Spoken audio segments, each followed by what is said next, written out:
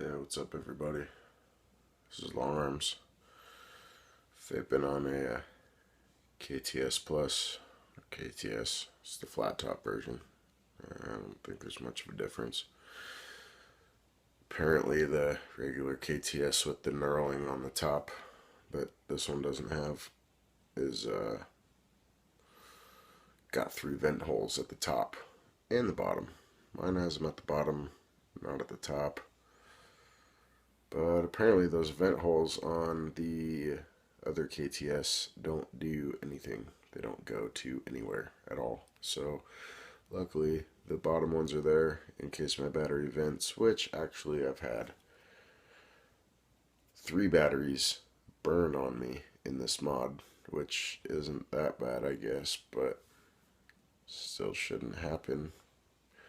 Both of those were Camry batteries that came with the mod, so I suggest, because they're ICR, you throw those away if you get one of these. The third one was actually the one I'm using now, which I put tape on. Probably not smart, but it is actually a eFest IMR 18650, and I don't know what's going on. If you can answer that, comment, please. Anyways, so I got the KTS right here. Bam, shabam. Sitting on a Pro Tank or a Kangertech aerotank. 2 ohms. Not quite as low as I'd like, but 2 ohms. Juice I have in here is some kind of Red Bull flavor from the local smoke shop. Doesn't taste like Red Bull, but it's the smoothest I've had so far. So I guess I'll give it a couple of vapes on 2 ohms and see how it goes. And I've had this mod for, I don't know, since January. So 3 months or so. I don't know. It does pretty well. Just started burning batteries. I don't know what's going on with that. So seriously, if you know, please help me out. Anyways.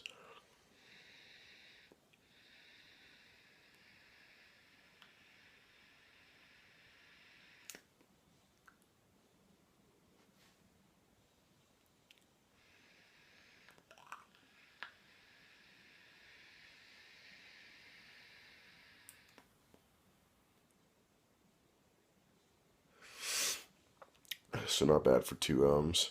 And this isn't really a review video per se. I mean, I'm reviewing what I have, but I wouldn't call this a review video, to be honest with you, because I'm not reviewing a product for a company. I am simply showing you what I have.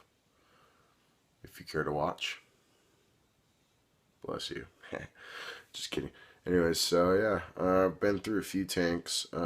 Just got a Cobra clone, and it's kind of a piece of junk, but it's my first RBA slash first RBA Genesis.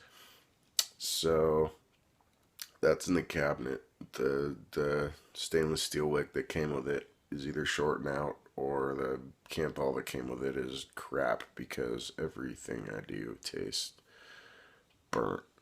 I've done 3 coils on it. I personally have never bought any fresh Canthol. I reuse my Canthol from other coils, but I don't know.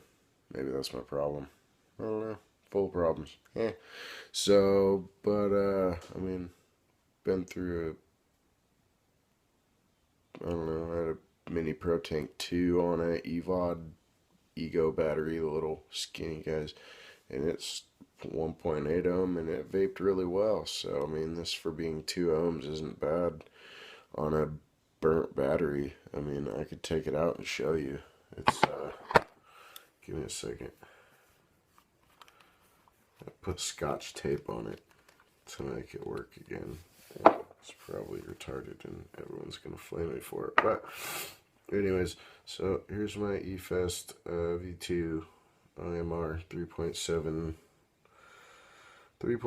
volts, blah blah blah blah blah, all that good junk. But anyways, so there's the face of it. Bam, negative side coming around. Boom, melted the plastic on the coating on the battery, whatever shrink wrap they put on there, or whatever. melted.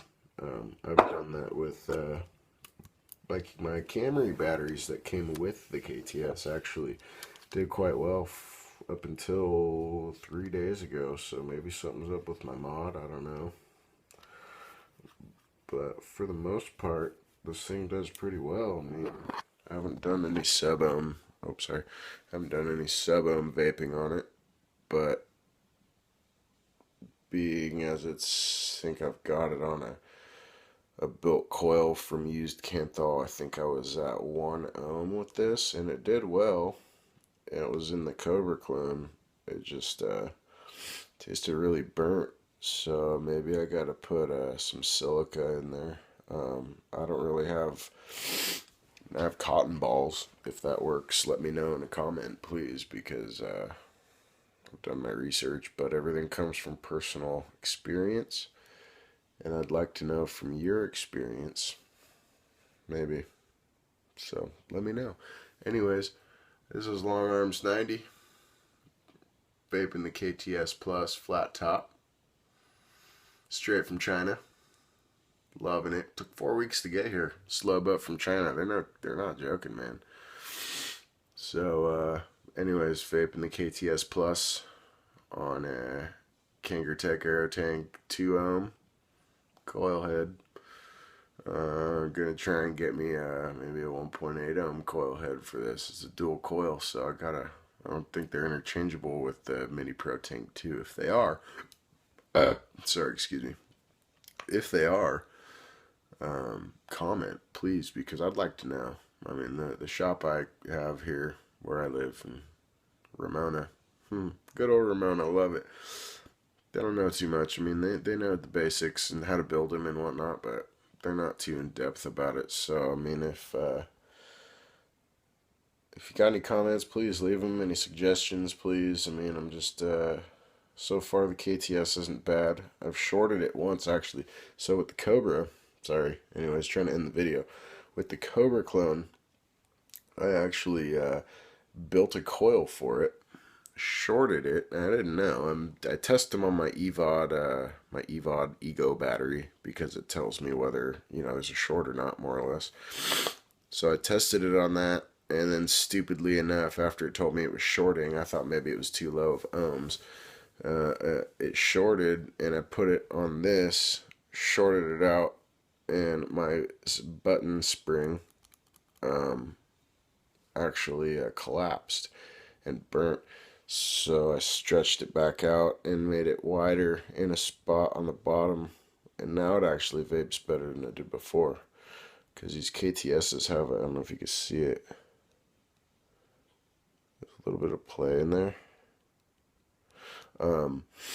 You actually have to push it down and in, or up and in, to the side or in, so it makes contact with the side of the mod, or the side of the button chamber, I don't know, the button housing, I guess we'll call it. And now it vapes better. Maybe that's because of the spring being, tight inside on the bottom. I don't know. Maybe that's something you could do to your KTS if it becomes a problem. I also, I'll show you one connection at least. I'm not going to take the whole thing apart, but I actually did sand some connections, which was awesome. Really did wonders. So I did that connection inside. See it down there where the positive terminal is? I sanded it down. Chrome plated brass. Chrome plated brass. Not anymore. And then also down here on the positive terminal, sanded that down. Kind of rough sanding, but it's sanded. I also did it on the bottom of the button, right where, I mean, you can't see it, but if I take the button out, on the bottom of that button where it hits the center post on the bottom cap, bam, guess I'll take it out